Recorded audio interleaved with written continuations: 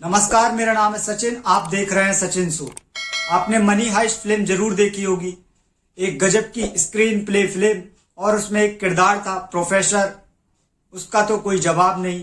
कुल मिलाकर किस तरह से चोरी करनी है, किस तरह पुलिस को गुमराह करना है, चोरी के बीच आने वाली दुश्वारियां क्या क्या होंगी, उनको किस तरह से पार करना है, ये मनी हाइस्ट की थीम थी। अब लोग इन सारी चीजों को यदि देखकर असली दुनिया में इन चीजों का इम्प्लीमेंटेशन करने लगे तो कहीं ना कहीं चीजें चौंकाती हैं। फिर मैं वही कहता हूं कि फिल्म या सीरियल सिर्फ समाज का आईना होती हैं। ऐसे ही एक शख्स ने इंडिया के राजस्थान के कोटा में एक परफेक्ट मर्डर करके यही मनी हाइस्ट के प्रोफेसर बनने की कोशिश की। किस तरह से कत्ल करने के बाद किस तरह से पुलिस को गुमराह करना है, किस तरह से पुलिस से बचना है, क्या क्या उपाय करने हैं, किस तरह से लड़की बनना है, किस तरह से कहाँ जाना है, कितनी जगह रुकना है, किस तरह से भागना है, इन तमाम चीजों को उसने पूरी स्टडी करके प्लान ए प्लान बी सभी तैयार करके रखा था। कहानी है 13 फरवरी यानी वैलेंटाइन डे के ठीक एक दिन पहले की। राजस्थान के कोटा में एक इलाका है कोतवाली नाम से। वहां पर एक गौरव जैन नाम का टीचर जो 15 साल की एक लड़की को टीचिंग दिया करता था। वो रोजाना की तरह लड़की 15 साल की नाबालिग लड़की उसके पास पढ़ने आया करती थी और वो पढ़ाया करता था। 13 फरवरी की बात थी। लड़की अपने तय समय पर अपनी कोचिंग पहुंचती है और उस दिन काफी ज्यादा लेट हो जाती है। तभी उसके माँ बाप चिंतित हो जाते हैं क्योंकि नाबालिग लड़की है।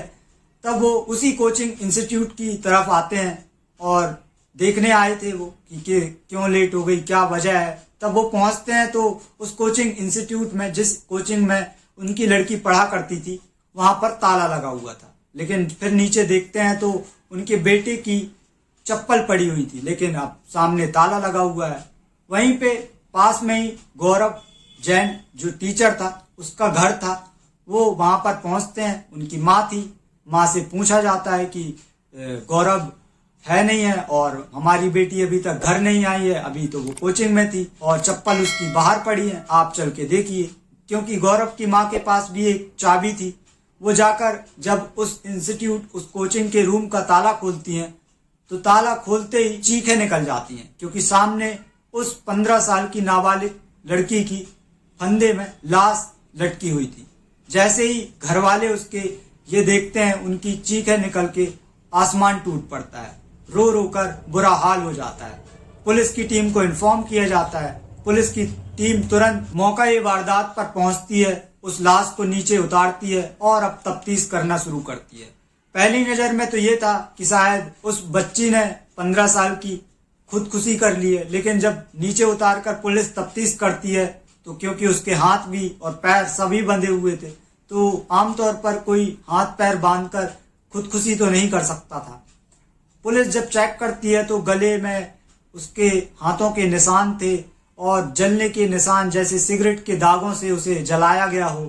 तब पुलिस को शक जाता है सिर्फ एक ही शख्स पर, उस टीचर पर जिसका नाम गौरव जैन था और वो अभी तक गायब था। अब पुलिस की टीम उसके घर वालों, उसके रिश्तेदारों, उसके दोस्तों से, उसके जानने वालों से पूछताछ शुरू करती है।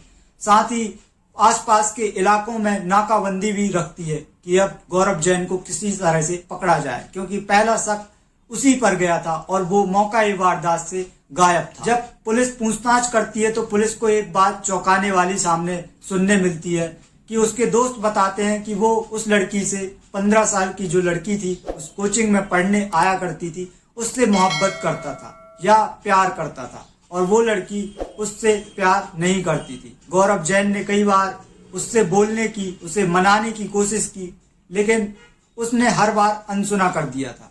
शायद इसी वजह से उसने उसको मार दिया हो। अब पुलिस जब ये सुनती है तो पुलिस को कहीं ना कहीं ये भी ख्याल आता है कि यदि गौरव ने उसको मार दिया है तो शायद खुदकुशी ना कर ली हो, क्योंकि यदि उसने मारा है तो वो खुद भी मर जाए, क्योंकि उसको पता होता कि अब मैं मारने के बाद बचूंगा तो हूं नहीं, तो शायद उसने खुदकुशी ना कर ली हो। पुलिस की एक टीम तुरंत आसपास के नदी नालों, चंबल की नदी है पास में, वहां पर गोताखोरों को उतारती है, गौरव की लाश ढूंढने की कोशिश करती है, सरकारी अस्पतालों में आई लावारिस लाश के बारे में जानने की कोशिश करती है, लेकिन कहीं भी गौरव जैन का पता नहीं चल रहा था। और इसी बीच हुआ ये था कि इन सारे वारदातों की वजह से पूरे कोटा में हड़कंप मच गया था। वहां के कोचिंग इंस्टीट्यूट, व्यापारी, मार्केट के लोग सभी पुलिस की नाकामी को देखते हुए धरना प्रदर्शन पर आ गए थे, क्योंकि 7 दिन बीत चुके थे, अभी तक गौरव जैन हाथ पर नहीं आया था पुलिस। अब पुलिस की टीम डिसाइड करती है कि एक बड़ी टीम बनाई जाएगी और गौरव जैन के ऊपर 10,000 रुपए का इनाम भी रखती है। पुलिस की टीम अब 300 मेंबर की एक पुलिस टीम तैयार करती है और अलग अलग जगह पर तैनात कर देती है। जितने भी गौरव के जानने वाले थे, रिश्तेदार, उसके दोस्त, घर पर एक पुलिस की टीम सिविल ड्रेस पर तैनात कर देती है और सभी के मोबाइल नंबर लेकर सर्विलांस पर लगा देती है कि शायद किसी को वो संपर्क करने की कोशिश करे तो पुलिस को पता चल जाए। लेकिन पुलिस ढूंढती रहती है और इस वारदात से 8 दिन बीत जाते हैं, लेकिन अभी तक पुलिस को कोई भी सबूत या गौरव का कोई भी क्लू नहीं मिल पाया था। इसी बीच होता यह है कि गौरव की एक बहन जो गुरुग्राम के गुड़गांव में रहा करती थी, वहां पर भी राजस्थान की पुलिस की एक टीम सादी वर्दी पर तैनात थी और उसी गौरव की तलाश कर रही थी। अचानक गौरव अपनी बहन के घर आता है, लेकिन बहन की घर में ताला लगा हुआ था। वो अपने पास के एक परिवार में शादी पर गई थी। जब वो ताला तोड़ने की कोशिश करता है तो वहां पर मौजूद पुलिस के लोग गौरव जैन को पहचान लेते हैं, क्योंकि उनके पास तस्वीर थी। तुरंत उसे पकड़ लेते हैं और पकड़कर फिर उसे राजस्थान के कोटा लाया जाता है। कहते हैं कि एक कत्ल करने के बाद जिस तरह से उसने साजिश की, कितने भी आप साजिश कर लें, आप किस तरह से प्लानिंग कर लें, लेकिन कानून के हाथ इतने बड़े होते हैं कि शायद आप उससे कभी बच ही नहीं पाते हैं। और जैसा मैंने आपसे पहले कहा कि मनी हाइस्ट का प्रोफेसर बनने गया, जब उसने पूरी अपनी कहानी राजस्थान पुलिस के सामने रखी तो पुलिस की टीम भी हैरान हो गई थी कि कोई शख्स एक मर्डर को प्लान करने के लिए किस तरह से प्लानिंग, किस तरह से स्टडी करता रहता है। जब पुलिस ने उससे सच्चाई पूछी तो उसने जुर्म एक कबूले किया और बताया वो उस लड़की से जो उसके पास कोचिंग पढ़ने आया करती थी, वो उससे मोहब्बत कर बैठा था और उससे एक तरफा मोहब्बत हो चुकी थी। उसने कई बार उससे बोलने की, मनाने की, डायरेक्टली इनडायरेक्टली कोशिश की, लेकिन उस लड़की ने हमेशा अनसुना किया था। इसी रोज एक वक्त 8 फरवरी को वो डिसाइड करता है कि वो फिर से उस लड़की से अपने इश्क का इजहार करेगा। यदि वो मान जाएगी तो ठीक है और नहीं मानेगी तो बहुत सोचने के बाद उसने फैसला किया कि वो उसे मार देगा। और इस तरह 8 फरवरी से उसने उसकी पूरी प्लानिंग तैयार कर दी थी। अब ये था कि यदि वो नहीं मानेगी तो मारना पड़ेगा, और मारने के बाद वो पुलिस से कैसे बचेगा, किस तरह से भगेगा, कहाँ कहाँ जाएगा, कैसे जाएगा, वो सारी प्लानिंग करना शुरू करता है। पहली प्लानिंग का उसका जो पॉइंट था वो ये था कि किस तरह से उस लड़की को मारा जाए। जब वो इस चीज को सर्च कर रहा था तो गूगल में जा जाकर वो तमाम तरह की फोटो, वीडियो, मूवीज, फिल्म देखा करता था कि किस तरह से गला घोटकर, रस्सी फांदकर मारा जाता है। उसी बीच उसे एक मूवी मिली जिसका नाम बाजीगर था। उस बाजीगर में आपने देखा होगा कि किस तरह से शाहरुख खान पहले एक लड़की को गला घोटकर उसकी हत्या करता है, दूसरी लड़की को वो किस तरह से रस्सी में फांदकर मारता है। वो उनको घंटों देखता रहता था सिर्फ इसलिए कि गला घोटकर किस तरह से मारा जाए। जब उसने ये सारी चीजें सीख ली, उसके बाद अब दूसरा प्लान उसका ये था कि पुलिस को गुमराह कैसे किया जाए, पुलिस के नजरों से कैसे भागा जाए। तब वो पास में ही एक ट्रैवल एजेंसी पर जाता है और एक टिकट बुक कराता है हरिद्वार की। उसके बाद एक स्टेशन जाता है, वहां पर अवध की ट्रेन की एक टिकट बुक कराता है और वापस आता है। उसके बाद तीसरा ये था कि अब वो यहाँ से जब ये कत्ल करेगा, उसके बाद जब ये नजरों में आ जाएगा, दुनिया के सामने पता चल जाएगा, तो वो कितनी दूर भाग चुका होगा और कैसे बचेगा, किस हुलिये में जाएगा। तब वो YouTube पर सर्च करता है कि लड़के से लड़की का हुलिया कैसा बनाया जाए। अमूमन तौर पर फिल्में कई बनी हुई हैं, जैसे कमल हसन की फिल्म है, उसमें उन्होंने एक लड़की का रोल किया है। आमिर खान की फिल्म देखी जिसमें एक लड़के के रूप में लड़की का रोल करते हैं आमिर खान। वो फिल्में देखता है और रिहर्सल करता है, फिर उसके बाद एक मेकअप किट भी खरीद कर लाता है, विग खरीद कर लाता है, और घर में ही उसकी बहन, क्योंकि आया जाया करती थी, तो उसके सलवार सूट पड़े हुए थे। इस तरह वो 5-6 दिन तक घर में आईने के सामने कपड़े पहनकर लड़कियों का हुलिया बनाकर और मेकअप कर कर चेक करता रहता था। अब जब ये हो जाता है तो वो बाहर एक दिन लड़की बनकर उसी ट्रैवल एजेंसी के पास खड़ा हो जाता है, ये चेक करने के लिए कि कहीं उसे दुनिया वाले लोग शक की नजर से नहीं तो देख रहे हैं। क्योंकि यदि अभी तक उसने जुर्म नहीं किया था, यदि वो पकड़ा भी जाता तो वो लोगों को बोल देता कि हम तो प्रैंक कर रहे थे, हम तो लोगों का सिर्फ एक नजरिया देखना चाह रहे थे। इस तरह से वो जाता है, वहां पर 1 घंटे 1.5 घंटे तक खड़ा रहता है, लेकिन कोई भी शख्स या कहे कोई भी आदमी उसे नहीं पहचान पाता है कि ये लड़की नहीं वरन एक लड़का है। उस बात की हैरानी उसे भी होती है, लेकिन उसे उसका प्लान में कामयाबी मिल जाती है। इसके बाद वो डिसाइड करता है कि 13 फरवरी को वो लड़की से अपनी पूरी बात रखेगा सामने। अब 13 फरवरी की बात आती है, लड़की अपने तय समय पर कोचिंग पढ़ने आई हुई थी और इसके बाद गौरव ने अपने दिल की बात रखी, लेकिन लड़की ने मना कर दिया। कुछ टाइम तक तो मनाता रहा, लेकिन वो बार बार मना करती रही। उसके बाद उसको डराया धमकाया और वो विरोध करती रही, लेकिन फिर उसी के दुपट्टे से पकड़कर गौरव ने उस लड़की की गला घोंटकर हत्या कर दी। उसके बाद फिर वो पुलिस को गुमराह करने के लिए एक और चाल चलता है कि उस लाश को वो फंदे पर लटका देता है और इस तरह से वो लटका कर अब उस कमरे में ताला लगाकर अब स्कूटी उठाता है और स्कूटी के थ्रू वो बाहर निकलता है और उन जगहों से निकलता है जिन जगहों पर सीसीटीवी फुटेज लगे हुए थे। क्योंकि उसे पता था कि पुलिस के सामने जब ये चीजें आएंगी तो पुलिस उसे ढूंढेगी और सीसीटीवी फुटेज भी खंगालेगी।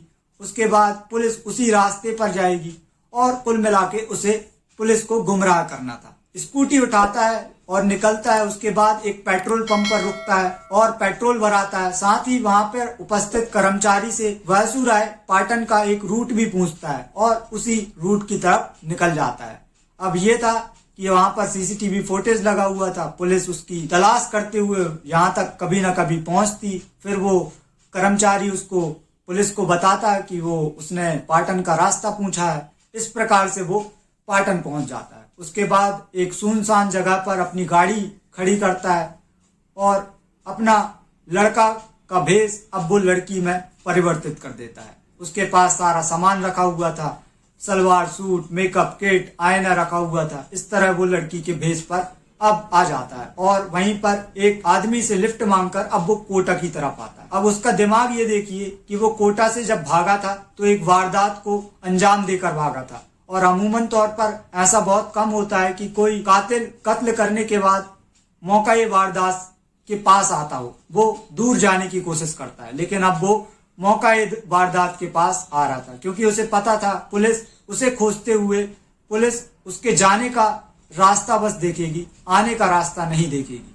और वो उसी ट्रैवल एजेंसी पर आता है जहां पर उसने एक टिकट बुक कराई रखी थी मीनाक्षी नाम से और लड़की बनकर उसी बस पर चढ़ता है और हरिद्वार पहुंचाता है। उसके बाद 7-8 दिन तक वो अलग अलग शहर में घूमता रहता है, देहरादून, लखनऊ, मुंबई, वृंदावन, मथुरा। इस तरह वो जब उसके पास पैसे खत्म हो जाते हैं तब वो डिसाइड करता है कि वो अपनी बहन के पास जाएगा। उसे ये बात का भी अंदाजा था कि शायद उसकी बहन के यहाँ पर भी पुलिस लगी होगी, लेकिन कहीं ना कहीं वो इस बात में चूक गया था कि शायद उसे ये लग गया कि 7-8 दिन बीत गए हैं, अब पुलिस की टीम वहां पर क्या करेगी, पुलिस जांच पड़ताल करके शायद चली गई होगी। और एक रोज वो गुड़गांव पहुंच जाता है और वहां पर इत्तेफाक से उसे पुलिस पकड़ लेती है और ये सारी कहानी अब दुनिया के सामने आती है। और पुलिस भी जब इस बात को सुनती है तो हैरान हो जाती है, दंग हो जाती है कि कैसे कोई एक शख्स एक कत्ल करने के बाद किस तरह से डीप स्टडी वेल प्लान करके किस तरह से मर्डर करता है, किस तरह से भागता है। लेकिन कहते हैं कि कोई शख्स कितना भी होशियार बन जाए, कानून के हाथ हमेशा बड़े होते हैं और कानून की नजरों से वो कभी बच नहीं पाता है। लेकिन बात इतनी सी नहीं थी, कहानी यहाँ पर एक गुरु और शिष्य की थी कि जिस तरह से गौरव जैन ने उसके यहाँ पढ़ने वाली एक बच्ची का कत्ल किया था, उसके माँ बाप का भरोसा तोड़ा था। क्योंकि हमारे यहाँ पर गुरु को माँ बाप से भी ज्यादा दर्जा दिया जाता है और माँ बाप कहीं ना कहीं गुरु पर इतना भरोसा करते हैं और उस राजस्थान पर, जिस राजस्थान पर भारत के अलग अलग प्रदेशों से, देशों से लोग पढ़ने आते हैं, उस जगह इस वारदात का होना कहीं ना कहीं पूरे राजस्थान को झकझोर कर रख दिया था। तो ये थी आज की हमारी कहानी, जिसमें कैसे एक शख्स ने एक मूवी या कहें सीरियल को अपना जरिया बनाया, उसके बाद ना जाने कितनी प्लानिंग की, कितनी सोच की, लेकिन आखिरकार पकड़ा गया। क्योंकि जुर्म के आगे शायद किसी का बस नहीं चलता है। आप जुर्म करने के बाद शायद उसे टाल सकते हैं, लेकिन आप उससे कभी बच नहीं सकते हैं। और यही आज की मेरी कहानी थी। आई होप आप लोग को ये वीडियो पसंद आई होगी। मेरा उद्देश्य ये कहानी सुनाने के पीछे किसी की भावनाओं को आहत करना बिल्कुल नहीं रहा है, बस आप लोगों को सतर्क और सावधान करना रहा है, ताकि आप जागरूक हो सकें, समझ सकें, सचेत हो सकें। मिलता हूं मैं आपसे अगली वीडियो में। जब तक के लिए जय हिंद, जय भारत।